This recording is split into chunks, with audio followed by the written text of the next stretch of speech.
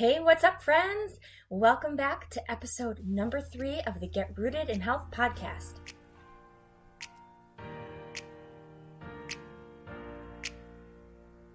Hey, friend. Welcome to the Get Rooted in Health podcast. I'm Gabby Flater, a faith-led wife, mom of 3, certified nutrition consultant, personal trainer, and passionate about changing lives. I know how frustrating it can be to navigate the health and wellness world. You want to be motivated to prioritize your well-being and wish you were more educated when it comes to cultivating a healthy home. Maybe you're a mom who's completely burnt out and needs a fresh perspective on life, or you're searching for a place to feel seen, heard, and encouraged in a godly manner. No matter if you're doing the dishes, getting your sweat on, or drinking reheated coffee while watching the kids play, there is always an opportunity for growth. If you are ready to finally take action about these desires and are ready to learn, grow, and transform your mind, then you are in the right place.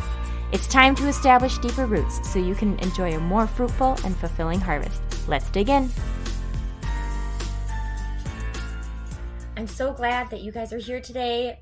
I hope that you are doing well, had an amazing last week, and here I am bringing a new episode to you to start off your week.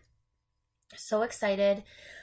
Still feel like, wow, I don't even know what the heck I'm doing, but you guys have just encouraged me, blown me away, just with your comments, your messages, your willingness to share them on your social media platforms or with your friends and family, with your reviews. You guys, I should just pull one up right now because I do want to share these along the way. If you have not left a 5-star review, subscribe to the podcast, it would mean the world to me if you would do that. I will shout you out and be sure to share your review over here on the podcast. I'm just pulling it up right now because I do want to share one real quick. And yeah, the launch week was just so busy. The launch day was like, oh my gosh, so many messages, so many questions, so many things to post, and then Google was not working for me, and I was like, oh, and I was like, okay, God, you're just gonna have to, use this where I'm at, and hopefully the things that are not working will get figured out. And by the next day, it was all okay. It just took a little bit longer than just like a day or two for Google to kind of get on board with things. So everything is up and running. I'm on Spotify, I'm on Apple Podcasts, I'm on Google Podcasts, I'm on iHeartRadio, and I think one other one that I can't think of right now, but basically the main ones for sure. So let's see. I am going to scroll down here into my reviews, and we are going to do, so you guys have your names here from your iTunes accounts. So this one is from 4 Roosters and a Chick. It says, inspiring content. Gabby's podcast was a short burst of inspiration to start the day. Her topic on having a growth mindset is crucial to living your best life, and she elaborates and gives you ideas on how to have a growth versus fixed mindset. That means so much. Thank you so much, 4 Roosters and a Chick, for that shout out and for just finding value in my podcast in the first episode and willing to share that. So that just means so much. So we are going to jump right into today. We are chatting about food labels. Yes. So we're going to kind of transition over. We had one about, growth, inspiration, those kinds of things. Then we had one about movement and exercise. Now we're going to kind of touch on nutrition, food. So these are like a lot of the main, I'm going to kind of cycle through these. So you're going to see patterns of me cycling through different things relating to those different topics. If you hadn't listened to my trailer episode, I do talk about that. It's like 9 minutes long. So if you head over there, you'll hear a little bit more about the background behind Rooted in Health, why I started it, where it's been, where it's come, and what you're going to find when you come to this podcast. So today we're going to talk about 3 things to look for when reading food labels. So I don't honestly really know where it began for me when I started to find myself reading labels and really valuing what comes into my home in terms of food and what goes into my body. I grew up very self-conscious about my body, yeah, what I wore, what I looked like, all those things. And I grew up eating, guys, basically I grew up on crap food. I'm just gonna put it out there. My mom, God bless her, she just didn't know. They just didn't know, and she was doing her best. She was raising me and my younger sister, and that was all she knew. And so, the Pop-Tarts, the Chef Boyardee bowls, the granola bars that are ultra processed, the frozen dinners, the peanut butter with the added sugars. Guys, I inhaled ketchup as a kid. I absolutely loved ketchup. And I still like it, but not to the extent, like, I literally owned a ketchup t-shirt, guys. Like, that is how far my obsession with ketchup went. So, come to find out, that is loaded with so much sugar. And I was consuming so much of that. And back then, it was known as high fructose corn syrup. So we're going to dive into a lot of those things, but I have come a long way, and I started to value more and more of, okay, I'm very self-conscious about my body as I got older and started to, I could drive, I started working, I could make more decisions. I got married and moved out of the house at a younger age. I was able to be more in control of what I put into my body, and just started to really, my eyes opened to what I thought was healthy wasn't really healthy, and just understanding, my understanding of food, nutrition, label reading, all of that had grown, and I really I was self-taught. I taught myself how to do that, and I gravitated towards any resources that I could that would get me there. So when it comes to navigating the grocery store and trying to make better choices for your family, it can be really hard to navigate that. And like I said, I pretty much self-taught myself a lot of this stuff, and read a lot of things, started following people as people on social media started to share more of this kind of stuff. I mean, it's really exploded, you guys.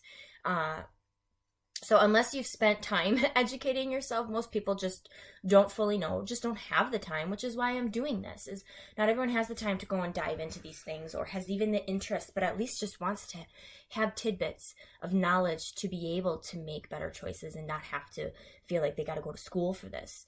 So knowing what's, it's hard to fully know what's behind all that, pretty packaging that's in the store. We are human beings, and we gravitate towards pretty things, beautiful things, or like flashy, bright colored, sparkly, whatever. And guess what? That's marketing, and that's what a lot of companies do.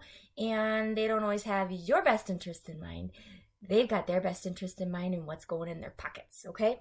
So they, entice you with the labels, the keywords, hot trends that are out there, but they still fill your body with the junk that isn't necessary. So in this episode, we're going to talk about 3 main things to start looking for on your food labels that could be wreaking havoc in your health. If you want to set you and your family up for success for the long run in terms of your health and wellness, then this will be a simple and practical way to start. So some things that we're going to talk about, the importance of reading labels, how that has become such a habit of mine, 3 things to start avoiding as much as possible in terms of added sugars, inflammatory oils, and natural flavors. Understanding how the stores are set up and where to spend most of your time shopping, and then how to not live so confined by this, and what flexibility can look like in terms of what to say yes to and what to say no to. Because guys, I know everyone #YOLO, you only live once. Okay, I get it. So yes, I'm gonna have, an Oreo, or I'm gonna go get the burger or whatever. There comes a point where you just are not in control of everything. And it's okay. And this is life, and you're meant to live and enjoy it and not be bound by rules, food rules. I've really grown a lot over the years, and this will be a whole other topic. But I have definitely had my different seasons of how I viewed food, how I ate, and all of that stuff. So, we'll save that for another episode. So, all right. I hope that, you find that this encourages you and that this gives you some better shopping habits and tips that this teaches you, so that you can better understand the food labels and the system that's out there. So Let's think of a grocery store when you walk in there, how it's set up. You've got the outer aisles that are filled with all of the produce. You've got the meats and seafoods. You've got your dairy. Think of like the perimeter of the store, okay? Kind of more of the fresh stuff, your deli, all of those things. And then what's in the center of the store, like what's in the middle? Those are all the processed, those are all the packaged foods. So majority of your shopping should be in the perimeter of the store. You should be loading up your cart with as much fresh fruits and vegetables. If it's got to be frozen, fine, that's in the aisles. But, the perimeter of the store, think of what is there. And so you're loading up on, great, meats, and if you like seafood, quality dairy products, your eggs, all the fruits and veggies, and then trickle in the things that you need in between, because of course we're all going to need like baking powder, we're going to need our spices, we're going to need, some tortilla chips for taco night, those kinds of things. But when you are in the middle of the store, in those aisles, that's when it becomes crucial to read labels. Now, you will need to read labels when you're picking out meat, let's say. I know not everyone can afford or has access to high quality, pasture raised or organic or whatever, but I have actually read some labels on chicken, like fresh chicken, and they put things in there aside from chicken, and it's just bonkers to me. I don't understand why you can't just leave it be. But part of me understands it's so that it's more addicting. They can make it last longer or ship longer, so they just plump it up with junk, and so that it just can sit on the shelves longer, or it makes your taste buds. There's science behind this, scientists that are working behind what makes someone's taste buds just like light up and make them want to come back for more. And that goes into some of this food stuff, and it's scary because not all of it is healthy for you, and most of it, I should just say, is not. So spend the most time shopping in the perimeter of the store. Spend less time in the other aisles of the store, okay? And when you do spend time in those aisles looking for your flour, your spices, your chips, your crackers, whatever else, just be mindful of what you're picking up and not just taking the box, the label, the front label for face value, okay? I never trusted food by its packaging, ever, anymore. I don't. You will rarely catch me grabbing something that I did not read the back of. And I'll give you an example. Like, it caught my eye, guys. This is legit. This is how it happens. I was shopping at Costco. I was over in the produce section, and I'm rounding around to like the meat area, and then there's the bunkers of like the hummus and the salsas and the guacs and queso dips and stuff. And then way at the end, I wasn't even nearby it. I was just kind of like rounding the corner, and this was off in the distance. I saw something, it looked new. You know when you always spot something new at Costco. I know. You Costco people know. You got to know what it is. It was on the top shelf, and I saw this like pretty like bright green, like colorful looking packaging, and I was like, what is that? So I, immediately go over there, and it says avocado lime dressing or something of that nature. And it wasn't off, it was like a 2-pack, giant bottles, and the price was decent. And so I was like, okay, awesome, like this looks great. So I flip it over and I start reading the labels. Kid you not. And I think it even said it was organic, guys. So this is where it really makes me frustrated. It was like water, avocado, and then it said soybean oil or canola, one of the two. And I was like, are you kidding me? You can't just put avocado oil in there or olive oil? Like, how hard is it? Even if it's like $2 more, I would probably pay for it. Okay. Yeah. So it just was like, it was a hard pass for me. I have my, my limitations with what I will say yes and no to, and I'll kind of cover that. But that is one of those things. My brain has been trained when I read a label and I see soybean oil or I see canola oil, it is trained to say, nope, that is not good for me. That is not good for my body. I'm putting this back. I can do better. or I can make that differently. Like, that is literally what goes through my brain. I don't need this. I don't need to waste my money on something that's going to make me sick. And even if it's not making me sick, it's over time, it's wreaking havoc in your body. Just look at it that way. Be in it for the long run, guys. For the long run, okay? So again, I don't ever trust food by its packaging. That's an example. I didn't always know how to do that, but now I do. One of my big resources that I gravitated to, if you're on Facebook, if you read your emails, if you're on Instagram, Food Babe, the Food Babe. Yes, she's got her own story, her own journey. She has even come out with her own line, True Vani, of products that are clean, high quality.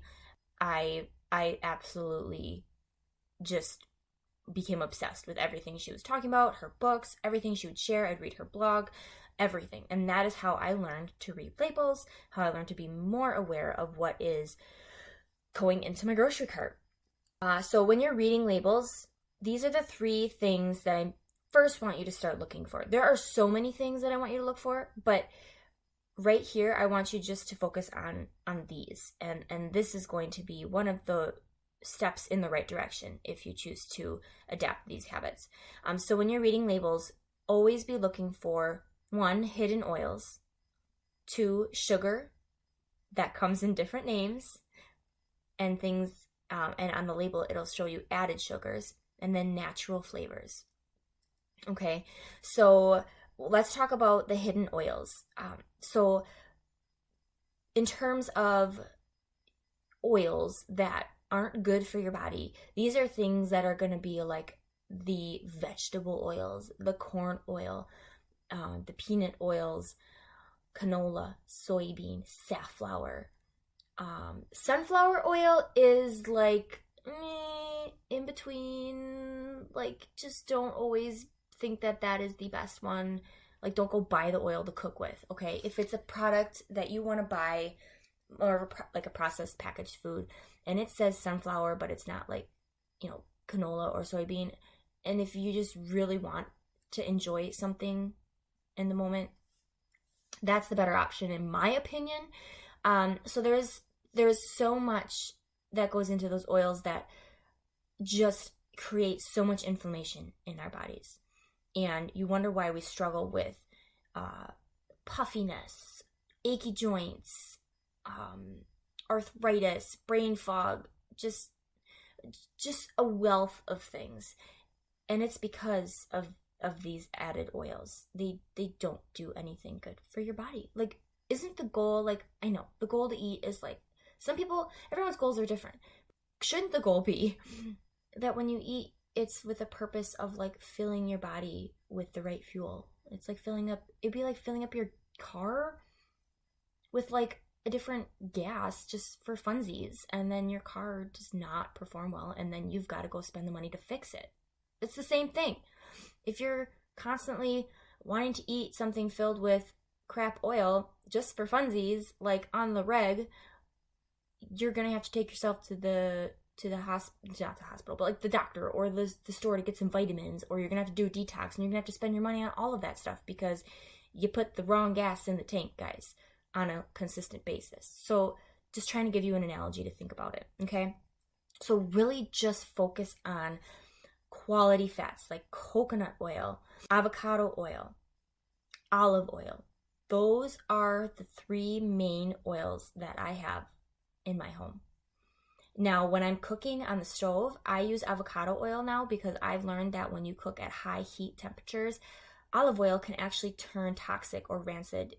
That is something more that you want to do when you're baking, when you're drizzling something on a salad, like a dressing, or use the olive oil like afterwards. So drizzle it on your veggies after they're cooked, or on your chicken or spaghetti or whatever you like to do, drizzle that on. So that is when you would more ideally use the olive oil, or like in a salad dressing, which you can make homemade half the time and save your money and your body from those junk added oils and preservatives in salad dressings. Just a side note, don't go and buy any dressings from Aldi. I've read all the labels, guys. You don't want them. Even the organic ones, just flip it over. Just read it and you'll be blown away. Maybe you didn't even know. And that's okay. There's no judgment because I was there. I used to think Yoplait yogurt was like the best option for me when I was trying to like learn how to eat better after graduating high school and getting a job. I worked in a grocery store and I was like, I'm gonna eat Yoplait yogurt. Okay. And then I look and it's got like 10 plus grams of sugar in it. And I didn't need that. I was eating one like every day. And there's like not that much protein. So anyway, side note there. Okay, so those oils, coconut oil, olive oil, avocado oil. Plain and simple. That's all I look for. And there's a lot of great brands out there that are now really trying to add those things in as opposed to the other things. And so, yeah, just start to transition more of those things into your home. Don't worry about what do I gotta not buy or get rid of. Just focus on what can I start buying? What can I start implementing into my home rather than focusing on the negative. Just focus on what can I start doing to do a little better. And start filtering them into your home. Start learning to shop in different sections of the store. Start grabbing new boxes that you've never looked at before and start flipping them over and look for the ones that fit, your budget, your where you're at in life, okay? And you got to start valuing different things. If you really want to value this, then you're going to have to start reorienting how you spend your money in other areas so that you can make this work. Or maybe you don't buy all the extras. Like bake things at home. Don't buy all the, like when something is on sale at Costco, like the chocolate candies or the like clusters, they're like these keto clusters. And I'm just like, Gabby, like they're so good. I know you've bought them before, but you don't need them every time. You don't need to spend, the $6, $7, $8 on a bag that it's just like a treat. And you make these things anytime you want. So you're not going on vacation. You're not going on a road trip. So don't buy it. That's how I look at it. So save yourself a little bit so that you can go get something that you do need in your home that could be a little bit more of better quality. Okay, moving on from oils. Sugar. I don't have the list of the names of different names of sugar in front of me, but just know sugar does not just sit on the label as sugar. It has so many different names. There's sucrose, high fructose corn syrup, dextrose, fructose, but I know there's naturally occurring fructose in like fruits and stuff, which I'm not anti-fruit at all, okay? So don't get that from me. I'm just looking at, if you look at a label and you see the added sugars section, that is something you want to look at. So like, of course, when you're going to buy ketchup or something with like apples, like applesauce, natural applesauce, okay, those things have naturally, or pasta sauce, naturally occurring sugars in them. So tomatoes do, apples do, okay? The thing is, so you're going to see maybe just a small fraction of sugars on the label. You want to make sure that there's no added sugars. So if you see a number greater than 0 in the added sugars column, that's a sign that there are sugars in your products. Now, also, there are a lot of sugar-free sweeteners out there, I understand. The only ones that you should be buying are stevia, which there's also, I could do another topic on this, added things to stevia that companies will do so that they can, cut costs and make it in bulk and make it cheap and highly available and still putting extras in there that you don't need. So stevia and monk fruit, okay? Those are basically the only 2 sugar-free sweeteners. You should not be using Sweet and Low. You should not be using Splenda. Xylitol, erythritol, sugar alcohols, just kind of steer as far away as from those ones as you can. But guys, who is using Splenda anymore? Like, come on, we can do better. We can do better. So just be mindful of added sugars. You don't need it. That also causes inflammation. That causes those joint aches, brain fog, addiction. Guys, sugar is just as addictive as cocaine. I'm not lying. You go look at it. Go Google it right now, okay? You crave sugar. And watch, you know that when you take some sugar out of your diet, if you're like, I'm not going to have sugar for, a month, you want it. And you kind of go through withdrawals and you start salivating when you smell something or you see that donut or whatever it is that you want. So just be mindful. Sugar is a huge thing that is in so many packaged foods. It is insane. Coffee creamers, guys. Okay, because I'm a coffee person.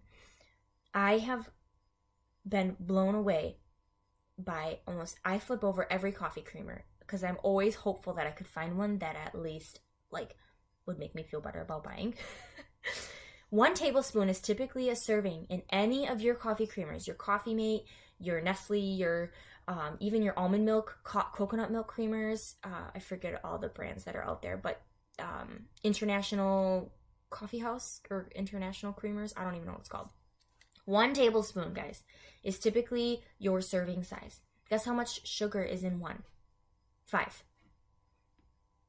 grams of sugar. And who stops at just a tablespoon, right? Who just stops at that? Nobody, because we just don't, okay? You're putting probably 2 to 4 tablespoons. 4 tablespoons is 20 grams of added sugar to your morning, to your coffee. Not to mention the people that stop at Starbucks and don't just get black coffee with cream. So I have really just trained myself to be like, I don't need that. Now, the time I do buy it is when it's my peppermint mocha and I want that during the holiday season. Give myself 1 and I enjoy it fully because that is the time that I'm going to. And I'm okay with it. I have no issue with it.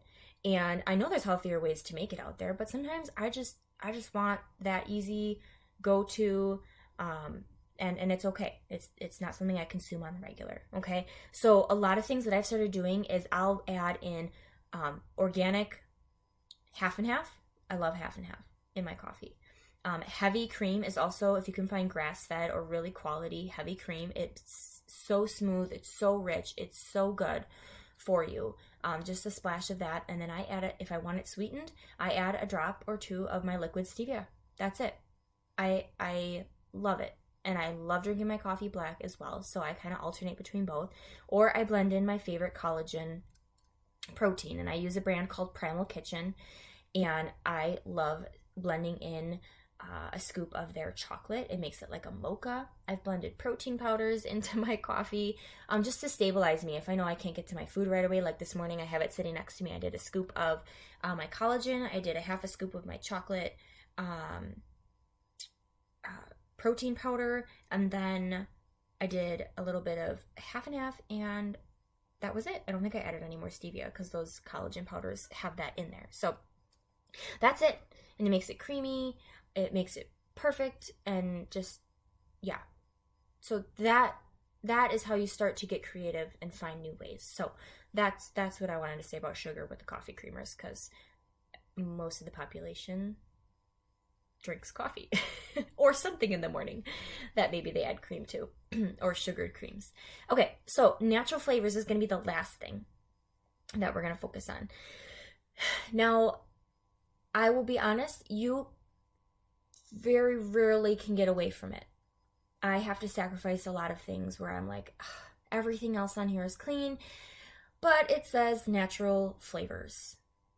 And it just breaks my heart because I end up, it might be a kid's snack thing, and it's just like, I can't make everything homemade, and I'm at this store and I can't go to all the other stores to go get, or maybe I can't afford to buy that more expensive one this time because I bought all these other things, and everything else in here is clean and it says natural flavors, so great, this is what it's going to be. So what is the deal with natural flavors, you're asking?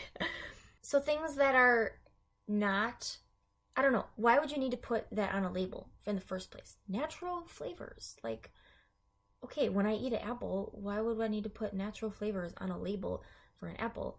Like, an apple in its essence is just it. That is the being. It is an apple, and it is natural, and those are the flavors that are in it. So, like, sometimes I'm confused by why this has even become a thing on labels. So basically what it is these are flavors. There's nothing natural about them, by the way. These are flavors made from a proprietary mixture of chemicals derived from anything in nature. So I wouldn't look this up. I have this in front of me. And this is why I want you to avoid them as often as possible. The only difference between natural and artificial flavors is that natural flavors are derived from things found in nature, and natural flavors are used to make the foods taste real. Every flavor may contain up to 100 ingredients, including synthetic chemicals such as solvent propylene, glycol, or preservative BHA, as well as GMO-derived ingredients. I know I just spoke a completely different language to you, but if it didn't make sense to you, then you shouldn't be going in your body. Plain and simple. That's the other rule of thumb. If you can't pronounce it, put it back. So it's as well as GMO-derived ingredients, unless organic or non-GMO project verified. So flavors can also include, I can't even say this, excitotoxins like MSG that cause your taste buds to experience irresistibility when it comes to food. So that's what I was talking about. There's that science behind it where they want to make it irresistible to your body, to your taste buds, to your brain. There's a whole chemical reaction. I mean, just think of the times that you have salivated in your mouth and not even put anything in your mouth because of something you smell. There is that whole process going on between the mouth, the mind, the body connection, and it's all like, there, and your body knows. So that is a little bit behind natural flavors, and I just look at it as a little dropper bottle that they just take and plop it into the food, like a little tincture full of stuff that I don't even know, I don't have any control over. And there are even organic companies, clean companies that do have this in some of their products. Now, like I mentioned before, the Food Babe came out with her own line, Truvani. You won't find that in any of her products. She stands behind it 100%. It's not going to be on the label, won't be in there. She is very real and raw with her ingredients. Some other companies that I buy from, like the Primal Kitchen, or I'm trying to think of another company. I'm blanking at the moment, but like I will reorder things consistently because I feel that maybe in my high hopes that they too value my health and their natural flavors are better sourced. I don't know. Again, these things are so dominant in almost every food that it's almost impossible to get away from completely, unless you live a very, like, I don't have kids, I can just eat, fruits and vegetables and meat all the time, I'm never going to have any of the other stuff. Great, that works for you. Awesome. You're never going to have natural flavors in your life. I don't drink coffee creamer. I'm not, coffee creamers, all of them have natural flavor. You wonder how they get the vanilla flavor, the hazelnut flavor, the mint flavor, the whatever flavor you buy, those, fruity pebbles? Like, come on, guys. Natural flavors. They create it so that your body thinks that you're getting the bowl of cereal from your Fruity Pebbles in your coffee, and it makes you want more, okay? So there's a whole element that goes into that. It's not good for you. There's so many chemicals. So just steer clear from it as much as you can. Like I said, I'm not perfect in any way, when I'm buying things, but if it is clean as a whistle on all other ends, I'm going for it because I don't have time, like I said, to just make all the homemade granola bars and all the homemade granolas and chips. I don't make chips, like whatever, like not that they're in my chips, the natural flavors, but yeah, it's in very little of my things. Even yogurts, I just buy plain, sweeten it with either collagen powder or stevia. My kids, we don't put anything in the yogurt, it's plain. We put fresh fruit, frozen fruit. I make homemade granola that does have like coconut sugar in it or something, or honey, but we don't add any extra sweetener to our yogurt. I don't buy the vanilla flavored because that's with natural flavors. Like, this is where I've trained my brain. So, hidden oils, added sugars, natural flavors. Those are the 3 things. And if you can't pronounce something on the label, we'll make it 4 things. Those are the things I want you to focus on when looking at labels. So you got to start training your brain. I have come to a point in my life where I just don't allow myself to buy those things. My brain immediately says, nope, not good, put it back. Nope, don't need that, put it back. Nope, that's a waste of money, put it back. Nope, you can make that homemade, put it back. Even if it's on sale, I don't care. It's not beneficial. And I know that I can't be in control of it all, but I feel this is who I am. So I feel like a more accomplished person / mom, and very proud, and it, boosts my ego. Okay, I'll just be honest, when I make better choices for me, for my kids, for my husband, and that I'm helping fuel their bodies, fill up their gas tank with quality things. And yeah, it just makes me feel good, if I'm just being honest. And yeah, that's just where I'm at. And I know not everyone is me, and I know it's not going to hit everyone the same, but I just want to inspire people to truly just live a free life. And what I mean by that is free from sickness, free from illness, free from disease, free from aches and pains, free from constant visits to, the outpatient clinic or the hospital or the pediatrician or whoever. I just want you to live a more full life that isn't, and that's not keeping you bound by your physical limitations due to the choices that you didn't even know the choices that you're making, you didn't even know were contributing factors to that. So, that's just like my whole goal with wanting to bring such energy behind these. I get really passionate when I talk about this, and this is where some of my episodes might get longer. It's because I truly believe that I have gained so much value since, honestly, okay, I'm turning 29 at the end of the month. It's my golden birthday, guys, on the 29th. It's so exciting. I've waited so long. We'll just say since I got married at 19, that is really when my journey began. And I started to really take things into my own hands, take matters into my own hands.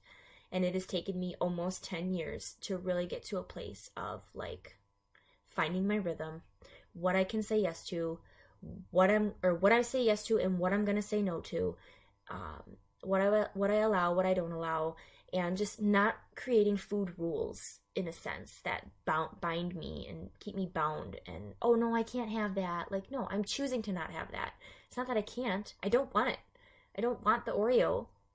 I don't want the junk ice cream all the time. It's just not, I know how it makes me feel as well. So if you want to live a more full, vibrant, healthy life and have a better mood, it all affects your mood as well, and your sleep and everything. I feel like it's just a domino effect. So when you eat better and you move your body, it's all a domino effect. Everything should go more uphill from there as opposed to downhill.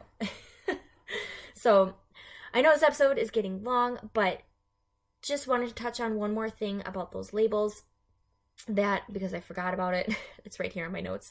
Organic labels, they don't necessarily mean healthy. Same with gluten-free, dairy-free, made with whole grains, all natural, made with olive oil. I just read something about a mayo that right on the front, it says, made with olive oil. You flip it around, it's also containing soybean oil and canola oil. Okay, that's a hard pass, and that is such false advertising.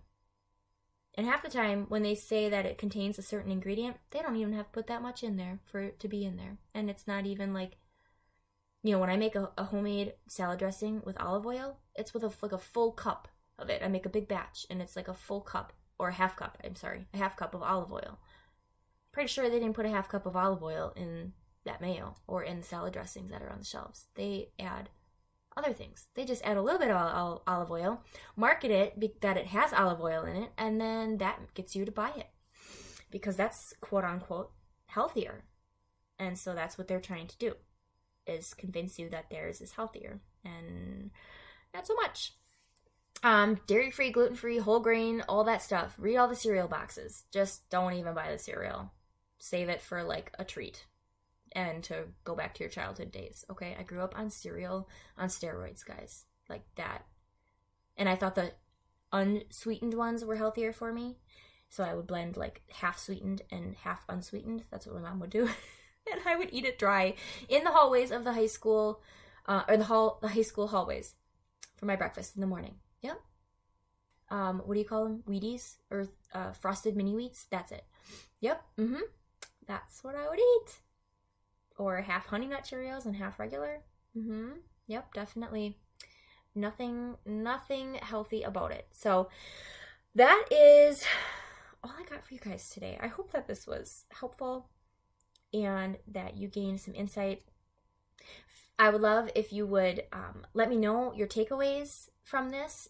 Screenshot this, share this on your stories, on your social media, with some takeaways. Share it with someone that you know and love who you think would find value in this, that you want to encourage to shop better with you, have accountability together. If you have questions or comments, feel free to always message me. If you got me on social media, you've got my email, gabby.flater@getrootedinhealth.com, or just find all that info in the show notes below. But as always, I'm so grateful for you here, tuning in, being here.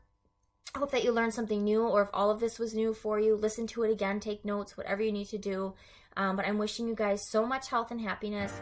Until next time, I will talk to you guys soon.